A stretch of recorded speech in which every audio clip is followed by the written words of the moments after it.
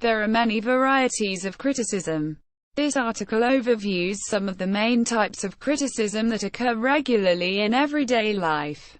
For other criteria which are used to classify criticisms, click here. For more subject-specific information, see the pages on topics such as art, film, literature, theater, or architecture. Aesthetic criticism. Example: Oscar Wilde, John Berger. Aesthetic criticism is that part of aesthetics which is concerned with critically judging beauty and ugliness, tastefulness and tastelessness, style and fashion, the meaning and quality of design, and issues of human sentiment and affect, the evocation of pleasure and pain, likes and dislikes. Most parts of human life have an aesthetic dimension, which means there is plenty potential for criticism.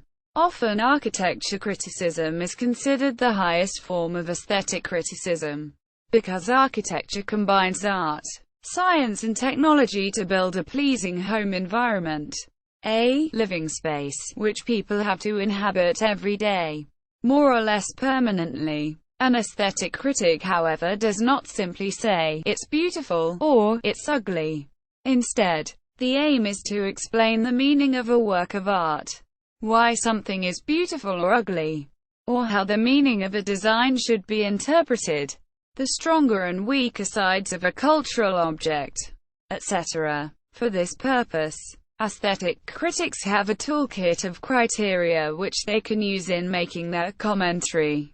These criteria include such things as looking at the motive behind creative activity, considering the total context within which creative activity occurred, examining the techniques or physical forces used to create the aesthetic effect, identifying the values, sentiments, interests, needs or ideals which are communicated by the phenomenon of interest, relating the object of criticism to other objects, themes, traditions or genres which are linked to it, evaluating the interaction between the observer and the observed, as well as the overall effect, explaining the function, use or purpose which the object of the criticism fulfills.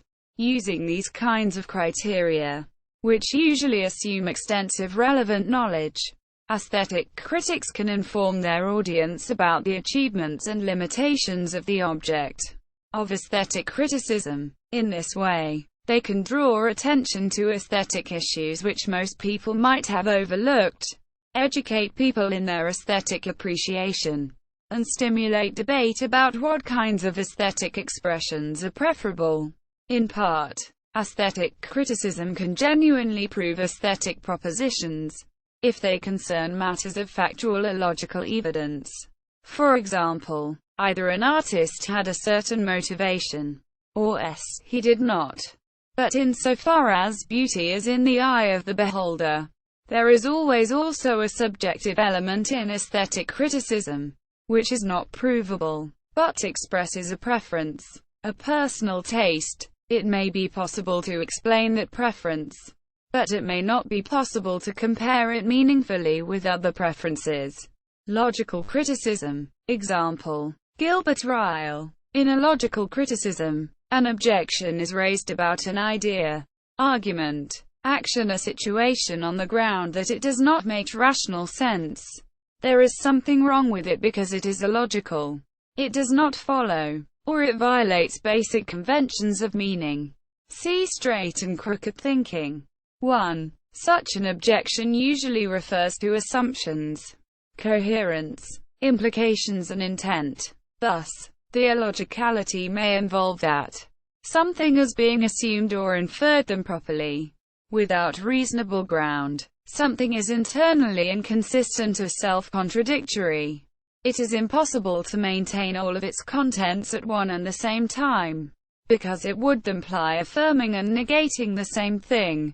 Something has implications or effects contrary to itself, or negating itself. Something has effects contrary to its own purpose or intent, or contrary to the purpose or intent of someone concerned with it. Something involves a language which superficially seems to make sense, but turns out to defy logical sense when examined more closely. Logical criticism is rooted in the most basic cognitive principles which guide the behavior of humans and other sentient organisms. Stimulus identification. This is the recognized identity of X. Stimulus distinction. This is different from that. And stimulus generalization. This is the same, or like that, or this is an instance of type 10. The Greek philosopher Aristotle stated the most basic building blocks of logic as the law of identity, the law of non-contradiction, and the law of the excluded middle. These are basic conditions for making meaningful sense, and for non-arbitrary representation. Logical criticism presupposes that people accept at least the most basic rules of logic. If people believe things mean just what they want them to mean, or if people constantly change the meaning to suit the moment, logical criticism is not at all effective.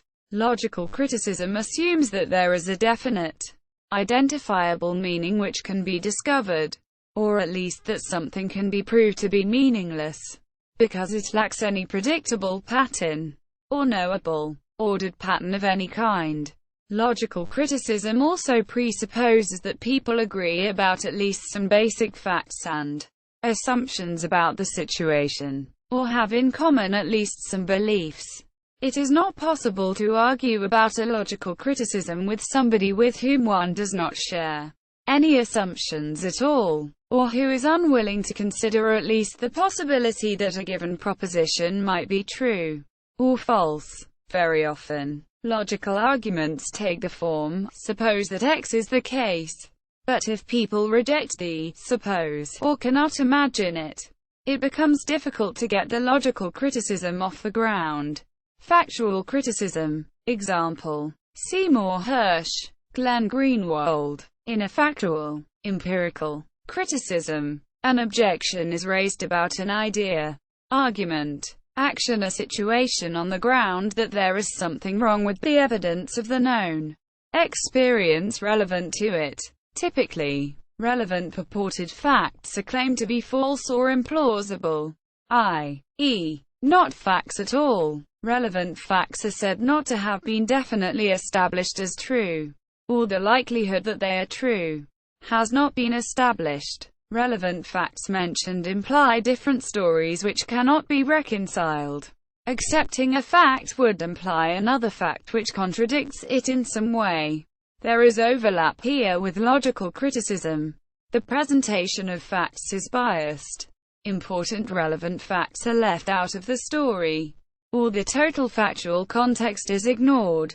Other relevant facts, which have not been mentioned, shed a different light on the issue. Facts focused upon are not relevant to the purpose of those concerned. Logical and factual criticism is generally considered important to ensure the consistency, authenticity and predictability of behavior of any kind. Without the presence of the relevant consistency, authenticity and predictability, one cannot make appropriate sense of behavior, which becomes disorienting and creates confusion, and therefore cannot guide behavioral choices effectively. Philosophers have often debated about what makes a fact a fact. The basic problem with facts is that observations, made using the five senses, are never completely free from interpretation. To understand a fact as a fact requires being able to place its meaning, which in turn requires basic cognitive categorizations not contained in the observed thing itself. A fact is concluded in the interaction between the observer and the observed. Nevertheless, most people agree there are such things as the stubborn facts, i.e., evidence which nobody can deny, because everybody will experience the evidence in the same way, under the same conditions. That reality is essential for effective factual criticism. If people regard the factual evidence being offered as simply a subjective interpretation of experience, then factual criticism is not effective. Factual criticism assumes that people agree there exists a reality beyond their personal experience. that it is possible to obtain reliable information about it, and that people will ordinarily experience the facts in the same way. Positive criticism. Example: Oprah Winfrey. A positive criticism draws attention to her good, a positive aspect of something which is being ignored, disregarded or overlooked. People may be able to see only the negative side of something, so that it becomes necessary to highlight the positive side.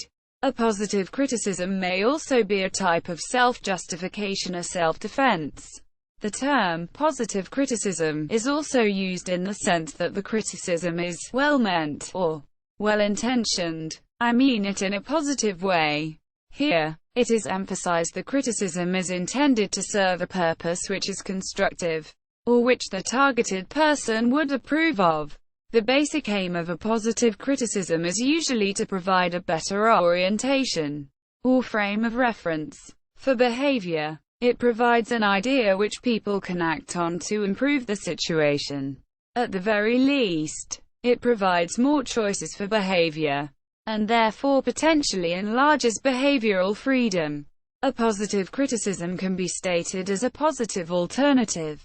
There are good reasons for thinking that we are better off to do Y instead of X. It does not necessarily say that the option criticized is all bad, but rather that an alternative option is better, or more preferable. Negative criticism. Example: Nouriel Roubini, also known as Dr. Doom.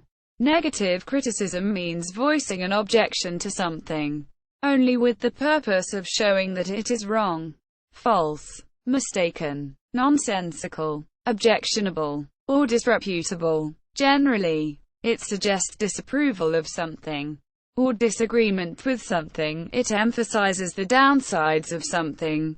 Negative criticism is also often interpreted as an attack against a person, ad hominem, that may not have been the intention, but it can be interpreted that way. Negative criticism can have the effect that the people criticized feel attacked or insulted by it, so that they either do not take it seriously, or react badly to it. Much often depends on how much negative criticism there is, and how much criticism is transmitted at once. People can handle some negative criticism, but they may not be able to handle a whole lot of negative criticism, at least not all at once.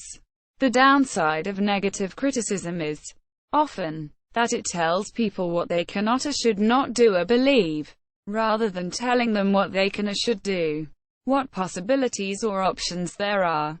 So it may be disabling, rather than enabling. People might reply to a negative criticism that, "This is all very well, but I cannot do anything with it." Or they might say, "Now what?" Quote, "Yet, negative criticism may be very necessary at times, to prevent a course of action which would be harmful to the people concerned. If people would be afraid to state a negative criticism, this might make the existing problem so much worse." The upside of negative criticism is that it can explain what the limitations of an idea, an action or a situation are, for the sake of being realistic. Sometimes it is necessary to say no to something, and explain why no is no. In the modern world, negative criticism has acquired the stigma of being negative, and people who make negative criticisms can be easily exploited and manipulated. For this reason, many people nowadays express their negative criticism simply by not saying anything, not paying attention to something or someone, or by being absent. Constructive criticism. Constructive criticism aims to show that the intent or purpose of something is better served by an alternative approach. In this case, making the criticism is not necessarily deemed wrong, and its purpose is respected. Rather, it is claimed that the same goal could be better achieved via a different route. Constructive criticisms are often suggestions for improvement, how things could be done better or more acceptably. They draw attention to how an identified problem could be solved, or how it could be solved better. Constructive criticism is more likely to be embraced if the criticism is timely, clear, specific, detailed and actionable. Both negative and constructive criticism have their appropriate uses, but often it is considered a requirement of criticism that they are combined. Thus, it is often considered that those who find fault with something should also offer an option for putting it right. More generally, any rule for behavior of any kind usually implies both do's and don'ts. Doing something usually also implies not doing something else, and not doing something often implies doing something else. There is therefore a conscious choice to do this or do that, but not both at the same time. So, to orient behavior, people need to know both what is ruled in and what is ruled out. If the criticism concerns only one aspect, but not the other, it may supply only incomplete information, which is not really adequate to orient behavior or guide action. One of the most elementary reasons why a rule is ignored, flouted or subverted is because either the positive or the negative aspect of what it means is unspecified. Destructive criticism. Destructive criticism aims to destroy the target of criticism by making the destructive criticism, e.g., "You should shut up and follow the program." The aim is to show that the point of view of someone else has no validity at all, or lacks any merit. In some contexts, destructive criticism is regarded as an undesirable nuisance, a threat, or as completely unjustifiable, especially if it involves personal attacks on people. Destructive criticism is often criticized because it has a destructive effect instead of a positive effect. This may also just be an accusation or allegation, if there is no proof that the effect actually is destructive. However, in political and military contexts, destructive criticisms may be essential to save resources, or to save lives among one's own group. An idea in itself is not dangerous, but an idea proposed in a particular context can be very dangerous, so that people feel that it should be disarmed by mercilessly criticizing it. The ultimate destructive criticism occurs when people and property are physically destroyed. The term destructive criticism is also used to mean that the level, scope or intensity of criticism is such that it becomes mainly destructive. In this context, people believe that the criticism is so great, or there is so much criticism, that it only destroys things. For example, a debate or controversy can get out of control, so that everybody is at war with everybody else, and everybody is opposed to everybody else. In that case, it may well be that the criticism is being overdone. Overkill. What started out as a structured dialogue to identify conflicting aspects of a situation ends up as a chaos in which nobody can agree with anyone else anymore. Destructive criticism from parents and other authority figures causes psychological harm to children that results in lower levels of self-esteem, social acceptance, scholastic competence, behavioral conduct, global self-worth and generally poorer self-perceptions. This is a significant issue. In this study of 144 children from a middle-class environment, only 6 children, 4%, reported that they had never been subject to physical punishment or the target of rejecting, demeaning, terrorizing, destructively criticizing or insulting statements.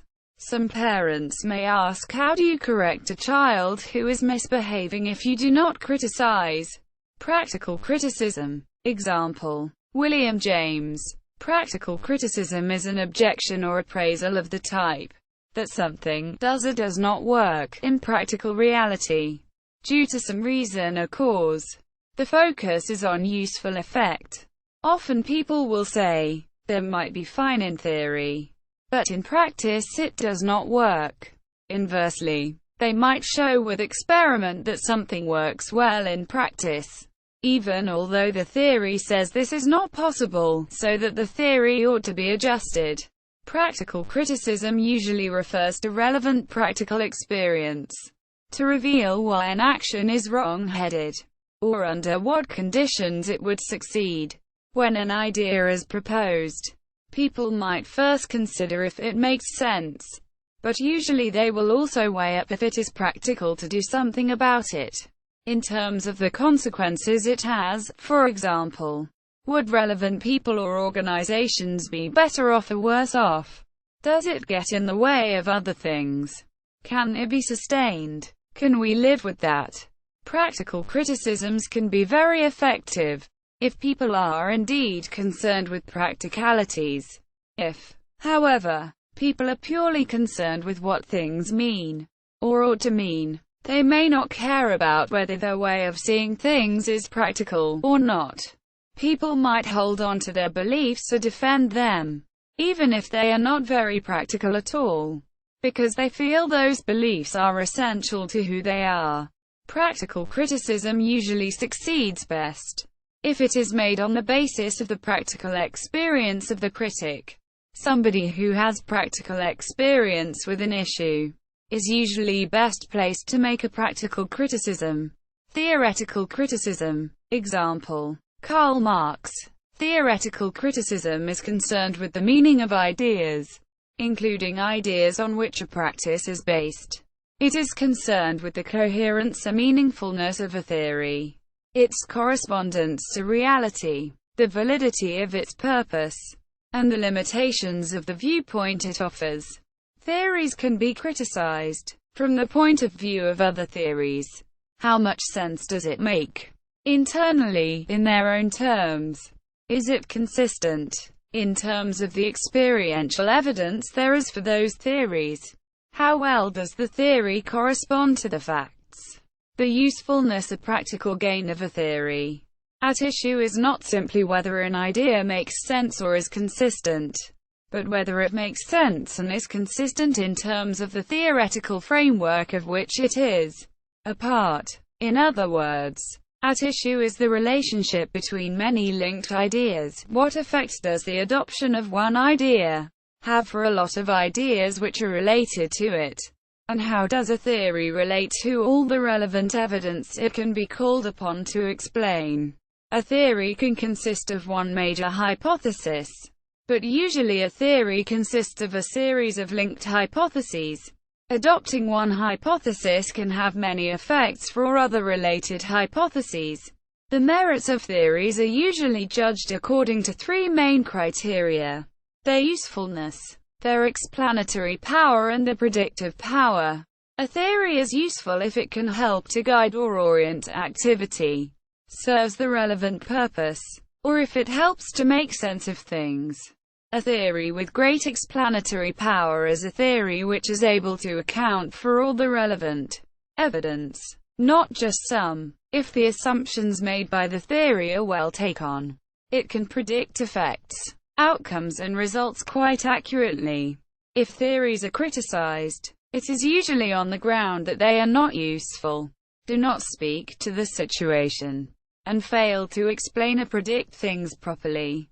Usually, the best theory is the simplest theory available which can explain the most. If a theory becomes extremely complicated, it can often no longer provide much guidance, because it is no longer clear that anything in particular definitely follows from it. However, theories can also be judged according to their moral implications. If the theory is adopted, how does this affect the values and behavior of people who subscribe to it? Theoretical criticism often occurs in the context of eclecticism and intellectual opportunism, when people more or less creatively cobble together, in one interpretation, a bunch of ideas and models which are drawn from a variety of different sources. The criticism might be that those ideas do not truly belong together, that they are not really compatible, or that they result in an elaborate description which fails to explain anything. The theoretical critic then attempts to redress the situation by showing that a consistent theory requires that some ideas must be abandoned or changed, or that the whole eclectic combination should be abandoned in favor of a quite different and more consistent interpretation. Public and private criticism. Criticism can be expressed publicly or privately. The most private criticism would be a criticism which is not expressed at all, but exists only in the mind of the critic.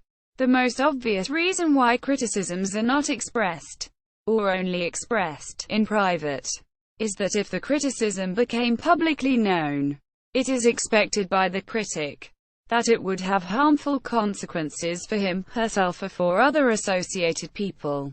Often criticisms are only expressed privately at first, to test their validity, formulation, or the likely reaction to them, in advance of being made widely known.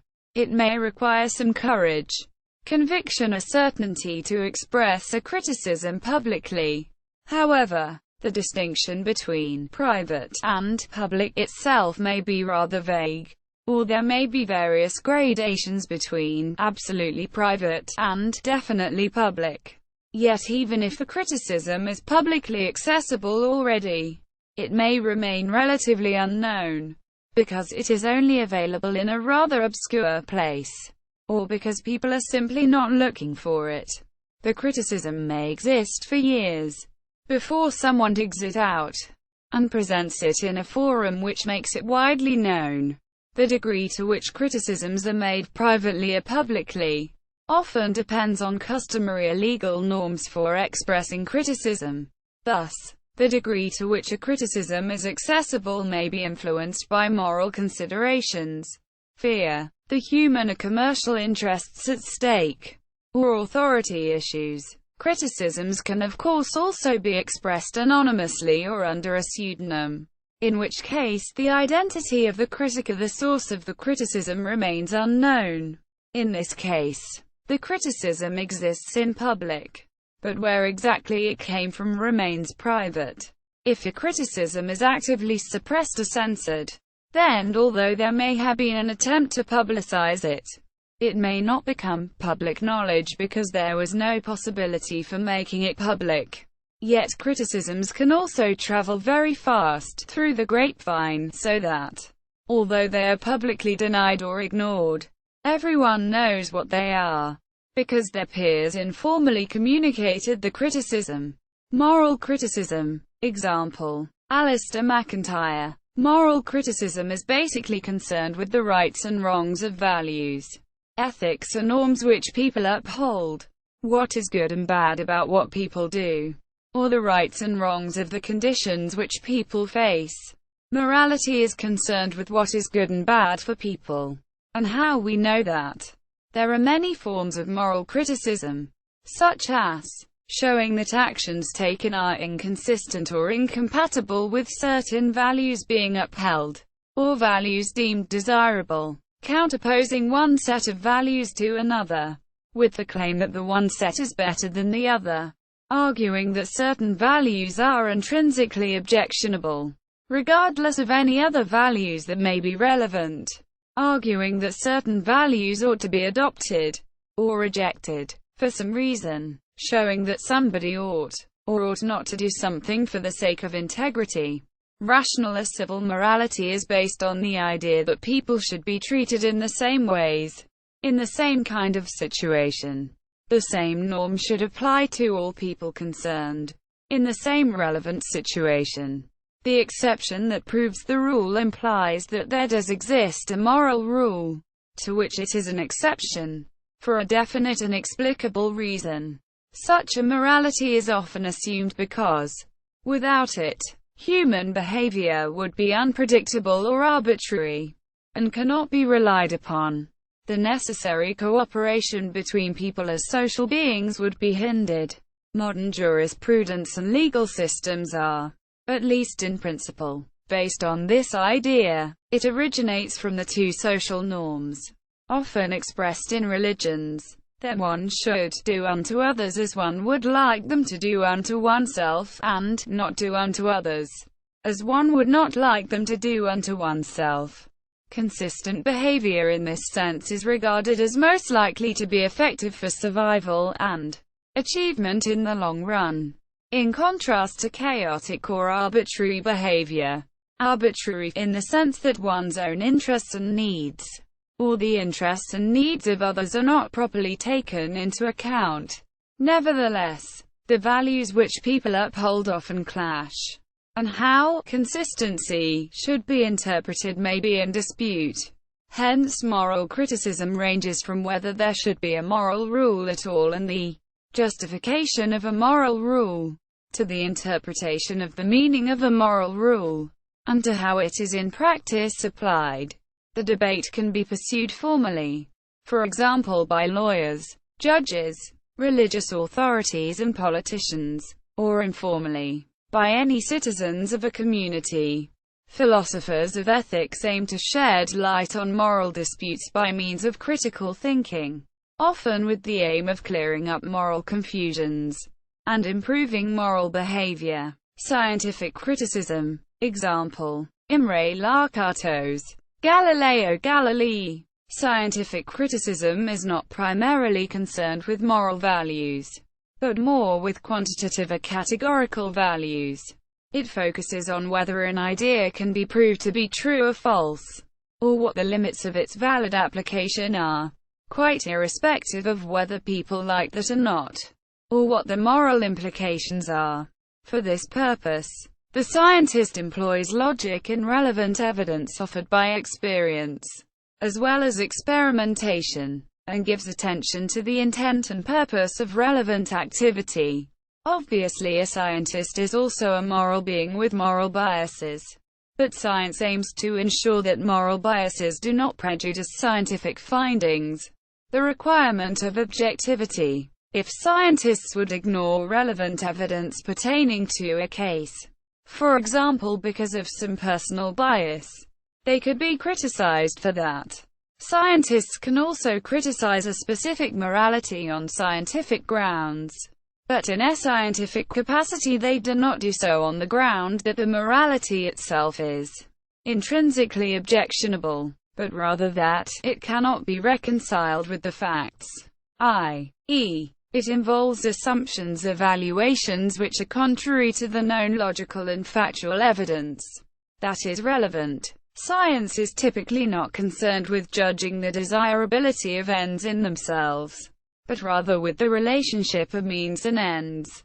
The question in scientific activity is usually to ascertain, with reasoning, study and experiment, whether the chosen means can or cannot, as a matter of objective fact, produce the envisaged result, and why that is. So a scientist mainly aims to prove with evidence and reasoning that if one wants to achieve X, then one must do Y, or not do Z. But whether one wants to achieve X or not may be a separate question, on which a scientist cannot adjudicate, because telling people what they ought to be doing with themselves falls outside the realm of scientific inquiry. At most, a scientist might say that if X is achieved, it will have specific benefits, and if it is not achieved, it will have certain harmful effects or costs for the people concerned, or vice versa. When scientists criticize other scientists, the criticism can be very specialized and technical,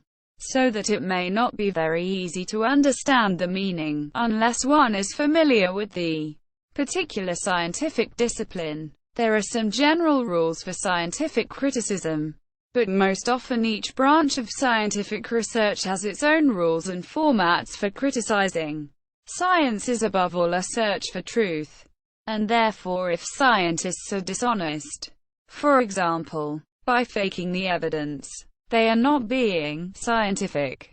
Religious criticism. Example: Hans Kung, Karen Armstrong. Religious criticism is primarily concerned with judging actions and ideas according to whether God, or the gods, or other divine beings, would regard them as good or bad for human beings, or for the world. Normally a religion has some sacred or holy texts, which serve as an authoritative guide to interpreting actions and ideas as either good or bad. From these, religious authorities derive norms for how people ought to live and act in the world. However, the sacred texts may not always be clear, and they may require interpretation. Thus, theologians ask critical questions such as, How do we know what God wants for human beings?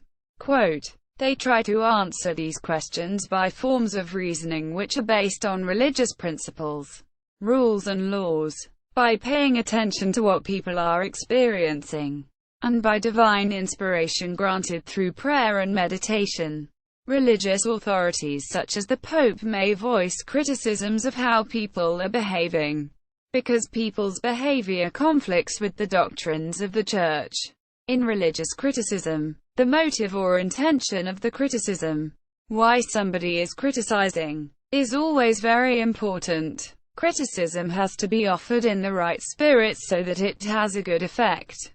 Religious criticism is successful if it clarifies exactly what is good and bad, and why that is, in such a way that people are convinced to do what religion says is the right thing to do. Religious criticism is often very difficult to do well, because people's spiritual beliefs are very personal and the personal meaning attached to spiritual matters may be rather unusual. It may not be so easy to understand it. It may not be so rational or logical. And it may not conform to a shared framework, a shared interpretation. In addition, because it is a very personal matter, it may require a great deal of respectful sensitivity to approach a spiritual issue in a good way. Scholarly criticism. Example: Mike Davis. Criticism is considered scholarly only if it conforms to scholarly standards. A scholarly critic probes deeply into a problem, looking at all the relevant evidence, the quality of reasoning involved, and the uses or purposes which are at stake. When he considers a problem, a scholar usually familiarizes himself thoroughly with the relevant background literature on the subject. He tries to make sure that he cannot be accused of inconsistent reasoning, that his argument is free from factual error, and that all the relevant aims, motives and purposes are made clear. A scholar also conscientiously documents who said what and when, so that the sources of all the arguments are made clear. Thus, the scholar tries to be as objective or even-handed as he can in making a criticism, and makes sure he has done his homework. In this way, his criticism is much more difficult to ignore or to refute. Most often, a scholarly publication is refereed, screened, by other knowledgeable scholars, who critically examine the text to find possible faults, and possibly suggest alterations. In this way, scholars always try to ensure the quality of what is being said. A scholarly criticism is successful if it provides a proof or refutation which nobody can rationally deny, and which is therefore accepted by most people as definitive. Much scholarly criticism does not provide truly spectacular proofs or refutations. This is difficult to do if many bright minds have worked or are working on the same issue, but it can nevertheless score a point which is valuable and significant. To substantiate even a small scholarly criticism and make it stick can take a lot of research work, and can require a lot of perseverance and patience on the part of the scholar. A scholarly critic aims primarily to improve the understanding of an issue by means of research and the criticism of research, irrespective of any prejudices which there may be about the issue. Scholarly criticism does not mean impartiality or neutrality.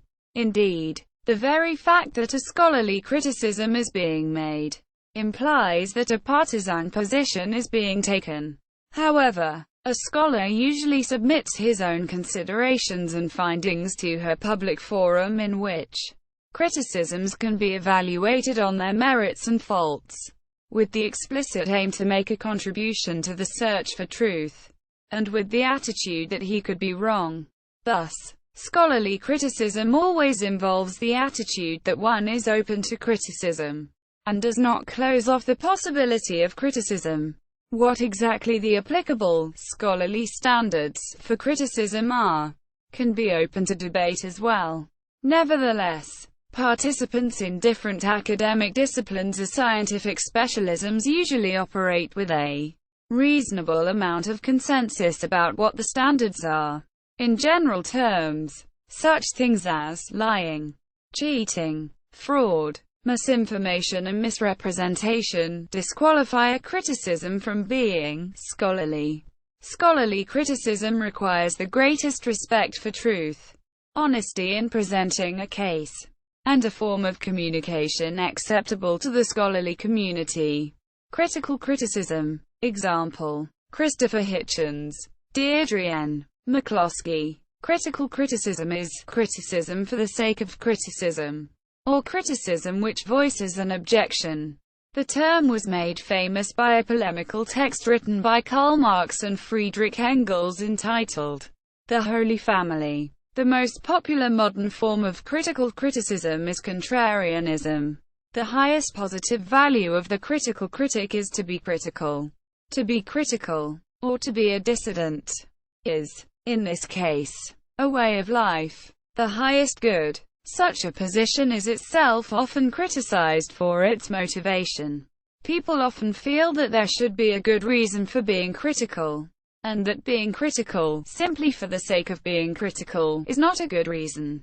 Instead, it is seen as a nuisance which can lead to blithe cynicism without constructive result.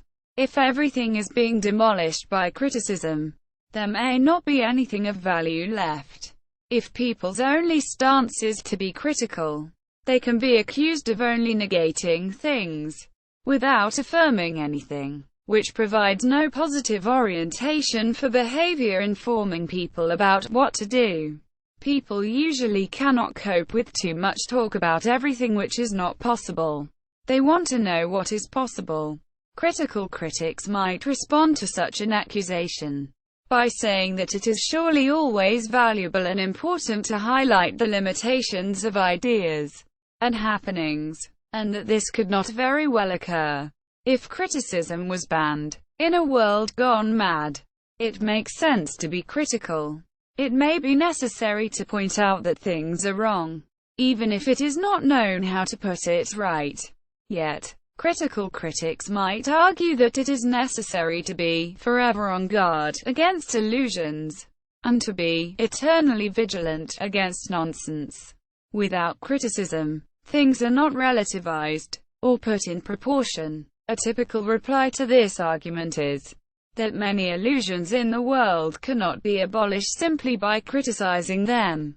That is, people actually have to do something positively to establish the truth, and they cannot very well do that if they only focus on what is not there, or on what is wrong. If the whole situation was turned around by taking action, there might be no need anymore for criticism. Criticism would become irrelevant or meaningless in that case.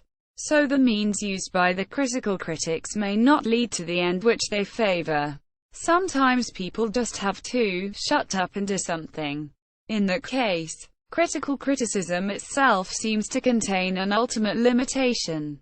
To get rid of the illusion of falsehood might require getting rid of critical criticism, or going beyond it. To persist forever in critical criticism might itself perpetuate an illusion, and the critical critics, if they were completely consistent, might not be able to survive their own critical attitude to everything, or, at the very least, they would have to be critical of their own critical criticism. They might be defeated by their own stance that there is nothing immune to criticism.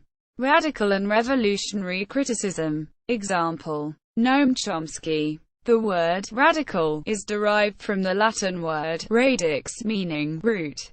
Thus, radical criticism means criticism which goes to the root of things, to the roots of the problem. Revolutionary criticism means criticism which aims to overturn or overthrow an existing idea or state of affairs. Thus, an existing idea may be turned upside down. Revolutionary criticism is sometimes also used in the sense of criticism which is unprecedented, or previously unheard of. Typically, these kinds of criticism are associated with the youth, who are the new generation finding their identity in a battle with the older generations.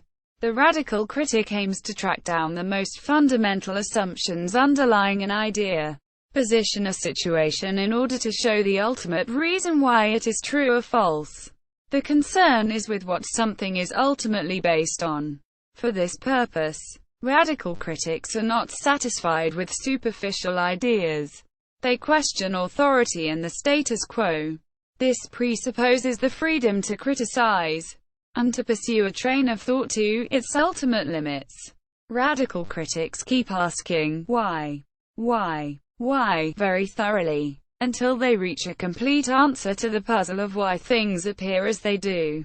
Radical criticism may be revolutionary, insofar as its result overthrows previous ideas with a new perspective.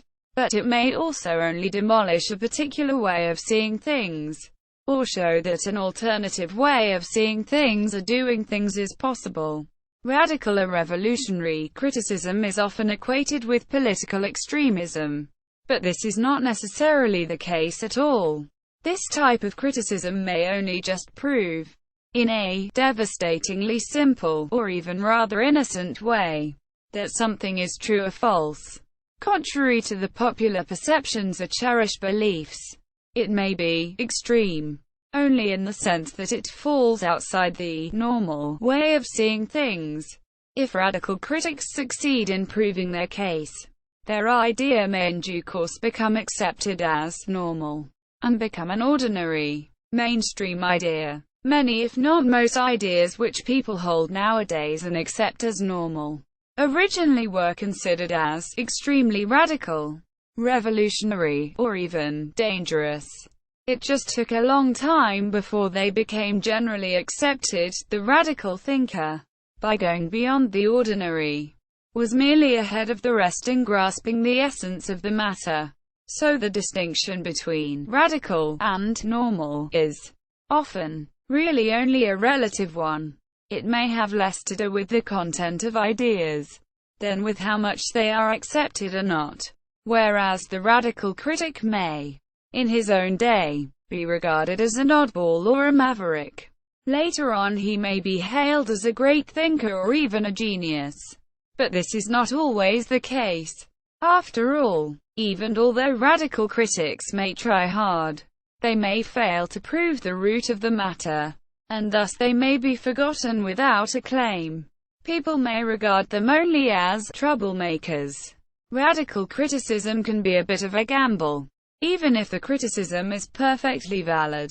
The reason is that it may open up a can of worms and unleash intense controversy, which can get beyond what the radical critic can handle, and which lasts for a long time. People may well know that there is a problem, but they prefer to avoid it, because they know that, if it came out into the open, it would cause a pack of trouble. Thus, when the radical critic exposes the problem or proposes a radical solution to it, people can become very agitated. To state a radical criticism often takes considerable courage, because there can be a powerful backlash to be reckoned with. Skilled radicals therefore try to make sure they can deal with the consequences of making their criticism. If they don't, they could be defeated by what they said. Conservative criticism. Example: Roger Scruton, Ann Coulter, Leo Strauss. Conservative criticism is primarily concerned with conformity to a rule or principle, and continuity with the past, a tradition or heritage of some sort. Conservative critics consider that everything in the world has its proper and rightful place. People ought to know what that place is, for their own good. People ought to stay in their own proper place, because they belong there. People should not try to leave their proper place in life, or misplace things, because that only causes trouble. The changes which occur are only really variations of things which always remain the same in human existence, because that is how people are, or that is how society is. Conservative criticism is therefore not necessarily narrow-minded, because knowing what the proper place of things is might involve a vast knowledge about how things work. There may be very good reasons for keeping things as they are or were. The most common forms of conservative criticism are that somebody is breaking with a rule, wrongly rejecting a tradition, or wrongly placing something where they think it does not belong. Conservative critics are as concerned with the future as anybody else. It is just that they expect no more from the future than there has been in the past. And, to tackle the future, they believe only the tried and tested methods should be used. Typically, conservatism is associated with older people who have seen it all and done it all. But conservative criticisms can be made by all kinds of people. They are not automatically conservatives because they make a conservative criticism. Conservative criticism has nothing much to do with left-wing or right-wing, because left-wing people are often very conservative in the defined sense, while right-wing people can also be very radical in the defined sense. The difference between radical and conservative has more to do with the belief in whether a change to something genuinely new is really possible and necessary. Radicals typically believe strongly that such change is highly desirable and necessary, and that it can be achieved. Their criticism is that there is not enough change. Conservative critics, by contrast, are very skeptical about any such change, because they feel the change will really just be another form of something that already existed in the past. The conservative criticism is typically that there has already been too much change of the wrong kind, and that this change has led people astray. They should return to how things were always done in the past. Then things will be better. A return to the correct tradition, the correct way of life that existed in the past, is the only big change that conservative critics are really interested in. Conservative critics may well recognize that important changes do occur. It is merely that whatever the change is, those changes do not and cannot alter the eternal conditions of human existence. Details may change, but, in essence, the human predicament remains the same as it has always been. So conservative critics typically emphasize continuity over change. They believe it is just not possible to change human existence very radically, whatever the appearance. Conservative criticism therefore says that, when people claim to be doing something new, or claim to have changed things, this is just spurious and superficial, because, in essence, things stay much as they always have been. People may think they are innovating, but in reality most of it has been done before. A true conservative critic does not think in terms of living for the moment, but in terms of years, decades, centuries and eternity. He criticizes on the basis of long-lasting principles. The ultimate aim of conservative criticism is to achieve stability, so that things stay in the place where they belong, orderly and peacefully. This is logical, because it fits with the idea that human beings quite simply are as they are, and that this will never change. Resistance to this reality, the conservative feels, is not only useless, but also just makes people unhappy. You can't change human nature. Conservative criticism can be effective if it is feasible to keep things the way they are, or to return to a traditional way of doing things. It is usually not effective if change is absolutely unavoidable and inevitable, or if it is impossible to go back to the way of doing things in the past. However, even if change cannot be avoided, there may be several different options for how to approach it, and conservative critics are then likely to choose a conservative option. Liberal criticism. Example: Paul Krugman, Joseph Stiglitz, Thomas Friedman. Liberal criticism is primarily concerned with people's rights, including human rights and freedoms, with whether people are taking responsibility for their choices or not, and with the limits of toleration. Liberal critics believe that the interests, needs and rights of autonomous individuals are most important, not group entities, except if they are groups of recognizable individuals.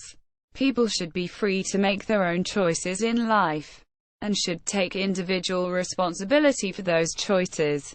People should have equal opportunities in the marketplace.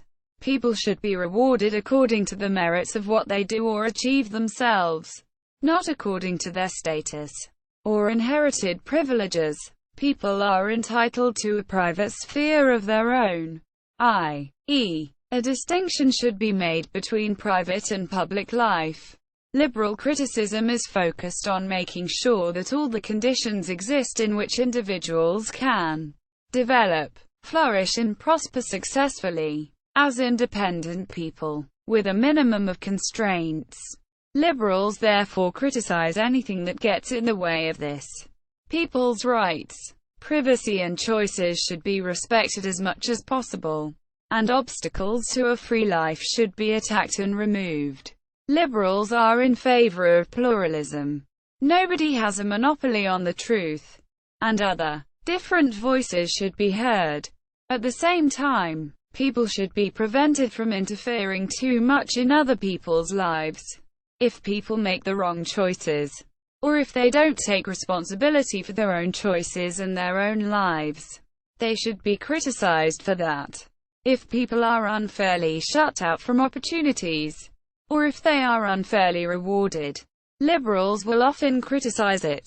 Liberal criticism is associated especially with young adults who are starting to make their own way in life on their own strength. Liberal criticism can often become extraordinarily complex and subtle, involving very fine distinctions. The reason is that the interests, rights and obligations of individuals constantly have to be weighed against the interests, rights and obligations of other individuals. Rules and principles have to be created so that individuals are not too constrained, but also that they are prevented from interfering unduly in the lives of others. People should be free, but not too free. People are too free when they become irresponsible, antisocial and arbitrary, i.e., when they fail to regulate their own behavior appropriately, and have to be regulated by others. Liberal criticism is therefore always very concerned with finding the right kind of balance, or the right nuance, which would, ideally, express a situation of harmony among individuals, or expresses the best way to regard something. Liberals accept that conflicts will always occur, but conflicts should be kept within certain bounds, and methods should be found to resolve them fairly. Much liberal criticism is devoted to defining exactly what should be tolerated and what should not be tolerated, and explaining why that is. At its best, liberal criticism takes a liberal view of human beings, meaning that it is sufficiently open-minded to consider issues in a very comprehensive way, from all different angles. It allows people enough freedom to try out something new, tolerates differences of opinion, and lets people learn from their mistakes. At worst, liberal criticism misses the wood for the trees because, by focusing on individuals and individual solutions, it overlooks the bigger picture, or fails to understand the meaning of people's social coexistence. Liberals often cannot imagine anything beyond individuals, and therefore, when they have to describe the total situation in which individuals have to operate, social systems, macro-realities or collectivities, their perspective may become eclectic, fragmented or particularist. Generally, liberal critics believe that the world would be better off if everyone is a liberal.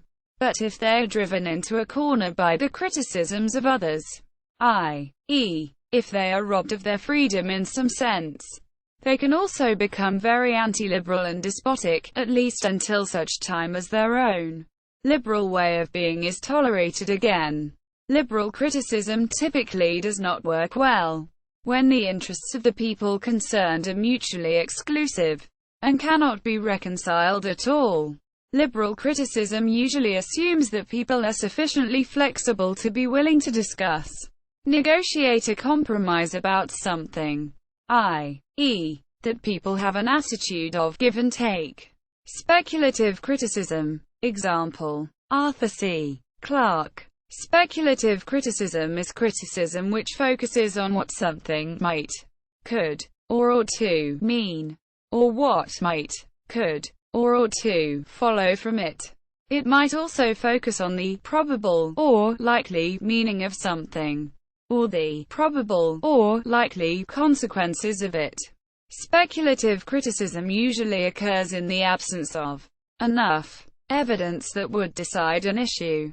It goes beyond the facts, because the facts available, if any, are not conclusive. Thus, speculative criticisms usually occur when things are either not certain, definite or fixed, yet, or when multiple different meanings are possible. Since most people have to deal with some uncertainties in their daily lives, and have to interpret things without yet knowing the details of the full story, they entertain speculative thoughts as a normal everyday occurrence. For example, if somebody is thinking of buying a used car, he or she might think of what might be right or wrong with it, without knowing for sure. A speculative criticism often takes the form that, if we assumed such and such, then it would seem that a consequence, desirable or undesirable, would follow. Yet whether the assumption is valid remains uncertain. Whether the inference made on the strength of the assumption is valid may likewise be uncertain. The speculative critic imagines different positive and negative scenarios which could be applicable if certain conditions are assumed to exist. Or, somebody might say, intuitively I would object to such a statement, without definite grounds or reliable information being available. Something could be plausible on the face of it. It makes sense, but not yet provable. There could probably be something wrong with a thing or idea, without definite proof that it is wrong. Speculative criticism is often criticized precisely because it is speculative, i.e., because relevant evidence is unavailable, or because the criticism is made before the evidence is in. In this case, the criticism is considered to lack any solid basis. For example, politicians or political commentators might dismiss speculative newspaper stories because they believe that these stories are just spin, based on gossip and hearsay, and not based on any hard evidence. Nevertheless, speculative criticism can play an important role, e.g., in research, in art, in hermeneutics and in literary theory, because the same information can be read in different ways and read in different ways by different people. What the information means is in this case not fixed. It is open to interpretation. It has different meanings, and it may be that what it means can only be established by interacting with the information. By means of speculative criticism, it is established what the information could possibly mean, perhaps as a prologue to more thorough verification. For example, when archaeologists find some very old bones, they might debate their hunches about the civilization of the people to whom the bones belonged. In all sorts of fields of human endeavor, it can be important and valuable to establish, through criticisms, what the possible significance of something is. Speculative criticism does not necessarily assume that things mean anything you like. It may only be that the significance of something could be interpreted in a limited number of different ways. Speculative criticism can be useful and credible if people have to evaluate situations where there are unknowns, uncertainties, novelties or different possibilities. See also brainstorming. It is not very credible when a definite answer could easily be obtained. If only the speculative critics bother to do a bit of thinking and fact-finding themselves, and if they verified the claims being made properly. Foolish criticism. Foolish criticism is unclear about what the motive or purpose of the criticism is, or about what the consequence, effect of the criticism is. Usually it connotes lack of self-insight or a good understanding of the motives or issue involved. The foolish critic often mistakes what his target should be, and therefore His criticism is really at the wrong address. It is in some sense misplaced, disingenuous, a misjudged, clutching at straws, tilting at windmills, red herring. Foolish criticism is not necessarily arbitrary or willy-nilly, but it is foolish because it does the critic, or his intended target, no good. Typically it is therefore self-defeating, which might make people wonder why it is being stated at all. People can become terribly obsessed with a criticism, without really being aware of what it is truly about, why it is being made, or what the effect of it is. They might feel they should pipe in about an issue, without any awareness of a clear motivation. Foolish criticism may lack any clear direction, being prompted simply by a grudge, a gripe, a feeling of unease, or a sense of dissatisfaction. People often say, "Don't criticize what you don't understand," meaning that first people should understand things and their effects properly, before launching into criticism. If they do not, the criticism might backfire, and have an effect which is opposite to what is intended. Criticism is truly foolish if people persist in a criticism regardless, even though it is demonstrably not well taken.